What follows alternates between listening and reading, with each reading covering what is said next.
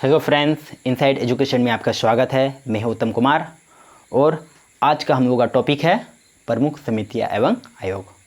भारत सरकार द्वारा कुछ समितियां जो बोर्ड में लिखे हुए हैं गठित की गई थी, वह किस क्षेत्र से संबंधित था उसे आज हम लोग ट्रिक्स निमोनिक्स या शब्दों को जोड़ करके तोड़ मरोड़ करके बहुत ही फनी एवं मज़ेदार तरीके से पढ़ेंगे ताकि आपको याद हो जाए।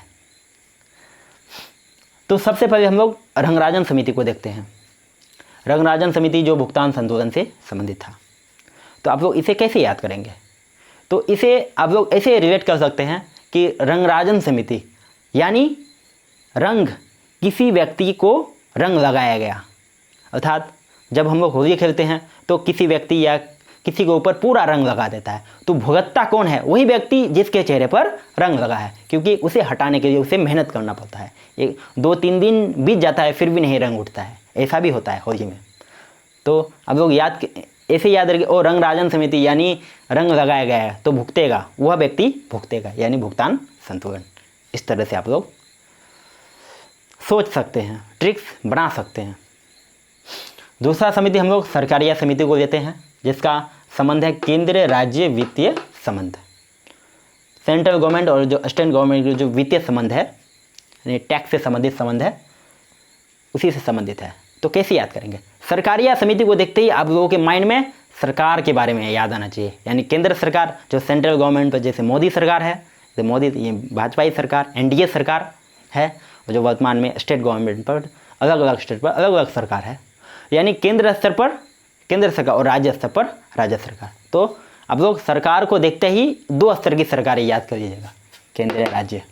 तो ऑटोमेटिकली केंद्र राज्य वित्तीय संबंध आप लोगों के माइंड में आ जाएगा। और अब हम लोग तीसरे समिति को देखते हैं, महाजन समिति, जिसका किस क्षेत्र से संबंधित था? चीनी आयोग से संबंधित था। इसे कैसे याद करेंगे? देखिए, जो महाजन व्यक्ति होता है वो बहुत ही प्रभावशाली व्यक्ति होता है। महाजन व्यक्ति आपको पता ही है कि जो गरीबों को क्या देता है? ऋण देता है। जब वह व्यक्ति अपना जो ऋण है, ऋण वसूलने के लिए आएगा, तो उसे क्या पिलाया जाता है? चाय पिलाया जाता है। और चाय किससे बनता है? चीनी से। चाय बनाने के लिए क्या चाहिए? चीनी।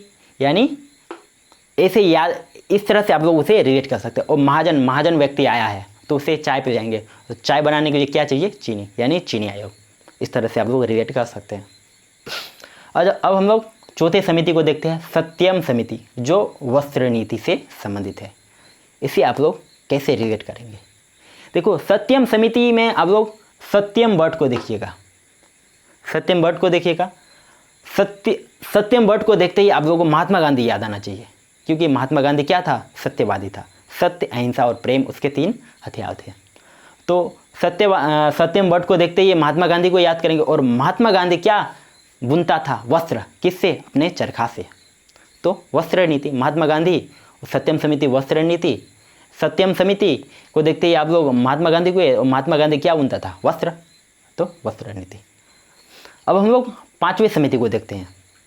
यह भी बहुत ही इंपॉर्टेंट समिति है, कोठारी समिति, जो शैक्षिक सुधार से संबंधित है। इसे आप लोग कैसे रिलेट करेंगे? तो कोठारी समिति में किसी कोठे यानी कुटिया को याद कीजिए। एक स्टूडेंट जब अपना शैक्षणिक सुधार करना चाहता है, यानी वह चिंतन मनन करना चाहता है, तो उसको एकांत जगह चाहिए। तो वह किसको ढूंढता है? किसी कोठे या कुटिया को ढूंढता है, ताकि वह चिंतन मनन कर सके, एकांत जगह में अपना पढ़ाई पूरा कर सके, अर्थात वह शैक्षणिक सुधार कर सके। यानी कोठारी समिति, एक स्टूडेंट क्या कोठा या कुटिया में गया, क्यों? शैक्षणिक सुधार के लिए। इस तरह से आप लोग रिलेट कीजिए। छठा समिति है भूरेलाल समिति, जो किससे संबंधित था? मोटर वाहन कर विधि से। इसे तो याद करना बहुत ही आसान है। भूरा और लाल, यानी कोई वस्तु भूरा कलर का है और कोई वस्तु रेड कलर का है। तो मान लीजिए मोटर वाहन, जो मोटरसाइकिल है वो भूरा कलर का और वो रेड कलर का है। इस तरह से आप लोग रिलेट कर सकते हैं। और भूरेलाल समिति, भूरा लाल कौन सा वस्तु है? मोटरसाइकिल। इस तरह से। अब 7वां समिति देखिए, सुंदर राजन समिति, जो किससे संबंधित था? खनिज तेल क्षेत्र सुधार से। यानी इसे आप लोग ऐसे रिलेट कर सकते हैं, सुंदर राजन यानी एक राजा है जो बहुत सुंदर दिखता है, सुंदर राजन यानी राजा जो है सुंदर है। तो यानी जो राजा सुंदर है तो वह क्या यूज करता है, तेल, यानी अपना हेयर में तेल यूज करता है। इस तरह से आप लोग रिलेट कीजिएगा। सुंदर राजन समिति यानी राजा सुंदर दिखता है, क्यों, क्योंकि वह तेल यूज करता है, खनिज तेल। हजारी समिति, इसको ऐसे याद कर सकते हैं, सबसे पहले किससे संबंधित है, औद्योगिक नीति से। तो इसे कैसे रिलेट करेंगे, हजारी समिति यानी एक व्यक्ति जो है हजारों रुपया कमा रहा है, उसका इनकम जो है पर मंथ हजारों रुपया है, यानी अब वह क्या सोचेगा, बिजनेस करना चाहेगा, यानी औद्योगिक नीति अपनाएगा। आप लोगों को पता है जिसके पास पैसा होता है उसका दिमाग भी बहुत ही फास्ट काम करता है। वह चाहेगा कि जो पैसा मेरे पास है उसको डबल कैसे किया जाए, यानी वह औद्योगिक नीति अपनाएगा। अब नौवा समिति को देख लीजिए, मल्होत्रा समिति, जो बीमा क्षेत्र सुधार से संबंधित है। अब लोग इसे कैसे याद करेंगे, मल्होत्रा, मान लीजिए माल हो, यानी माल हो, किसके पास माल हो। माल का मतलब होता है, गलत मत समझिएगा, जैसे आप लोग इसे गलत समझते हैं, माल का मतलब कुछ अलग समझ सकते हैं। तो हम लोग यहाँ पर जो माल शब्द का प्रयोग किए हैं, धन के बारे में बात करते हैं। माल यानी धन, रुपया, पैसा, उसके बारे में हम लोग बात कर रहे हैं यहाँ पर। माल का मतलब वो नहीं जो आप वो सोच रहे हैं, समझ में आया। यानी माल हो, यानी जिसके पास माल हो यानी धन हो, तो वह क्या चाहेगा, क्या करना चाहेगा, बीमा क्षेत्र में सुधार करना चाहेगा।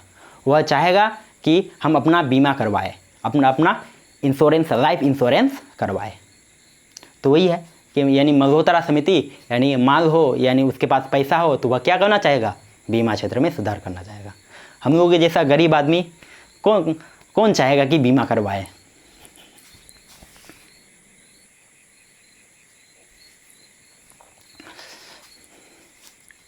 अब हम लोग गॉडगिल समिति को देखते हैं, जिसका संबंधित है कृषि वित्त, अर्थात कृषि वित्त से संबंधित है। इसे आप लोग कैसे याद करेंगे, तो इसे आप लोग यहाँ देखिएगा, गॉड को याद है गार और गिर यानी गिरा, अर्थात एक गीला जगह है जिसमें गाड़ दिया गया है। एक गीले जगह में क्या गाड़ा जाता है, धान को गाड़ा जाते हैं। यह हमेशा माइंड में रखिएगा। जो धान यानी कृषि से संबंधित है, इस तरह से आप लोग रिलेट कीजिए। यानी गॉडगिल समिति यानी गाड़ दिया गया गीला में, क्या, तो यानी ये प्रोसेस क्या है, कृषि से संबंधित है। अब 11वें नंबर को देखिए, भावे समिति, जिसका संबंध शेयर ट्रांसफर सुधार से है। इसे आप लोग ऐसे याद कर सकते हैं कि भाव को देखते ही आप लोग शेयर को याद कीजिएगा, शेयर को, क्योंकि शेयर का भाव दिन व दिन कभी उठ जाता है तो कभी घट जाता है, शेयर का भाव बदलता रहता है। तो भावे समिति यानी भाव कभी गिरता है तो कभी उठता है। इस तरह से आप लोग रिलेट कीजिएगा भावे समिति को। अब दांडेकर समिति को देखते हैं, जिसका संबंध क्षेत्रीय सुधार से संबंधित है, क्षेत्रीय असंतुलन से। इसे आप लोग याद करने के लिए इस तरह से रिलेट कर सकते हैं, दांडेकर यानी दंड, अर्थात एक व्यक्ति जिसको दंड नहीं दिया जाता है। अब व्यक्ति को दंड नहीं देंगे तो वह ज़्यादा क्राइम करेगा, यानी वह क्षेत्रीय असंतुलन बढ़ा देगा। दांडेकर में दंड को देखिएगा, यानी व्यक्ति को दंड नहीं दिया गया है, इसका मतलब क्षेत्रीय असंतुलन बढ़ा देगा। 14वें नंबर को देखिए, 13 नंबर की सेन गुप्ता समिति, जिसका संबंध है शिक्षित बेरोजगारी। आजकल आप लोगों को पता ही है, वर्तमान समय में चाहे कोई व्यक्ति सेन हो या गुप्ता हो, सब कोई शिक्षित बेरोजगार है। इस तरह से आप लोग रिलेट कीजिएगा।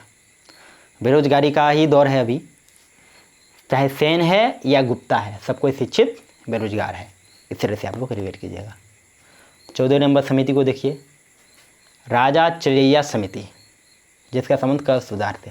राजा चरैया, इसको यहाँ देखिएगा, राजा चरैया यानी राजा चलाया, यानी राजा जो अपना साम्राज्य चलाता है, तो किससे चलाता है, टैक्स से, प्रजा राजा को टैक्स देता है, तब राजा अपना साम्राज्य चलाता है। यानी राजा चलाता है, किससे चलाता है? कर से, यानी कर सुधार। राजा कर सुधार करना चाहता है। इस तरह से आप लोग रिलेट कीजिएगा। और 5वां नाम समिति है रे समिति, औद्योगिक रुग्णता से। इसका ट्रिक्स, निमोनिक्स या कुछ भी हो आप लोग खुद बना लीजिएगा। तो दोस्तों हम लोगों ने टोटल 15 समितियाँ जो है किससे संबंधित है उसे ट्रिक्स, निमोनिक्स या शब्दों को जोड़ करके याद करने का प्रयास किया।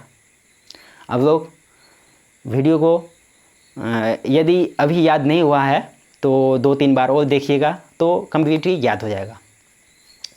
यदि आपको वीडियो पसंद आए तो वीडियो को शेयर कीजिएगा, लाइक कीजिएगा, और यदि आप चैनल में नए हैं तो चैनल को सब्सक्राइब जरूर कीजिएगा। Thank you.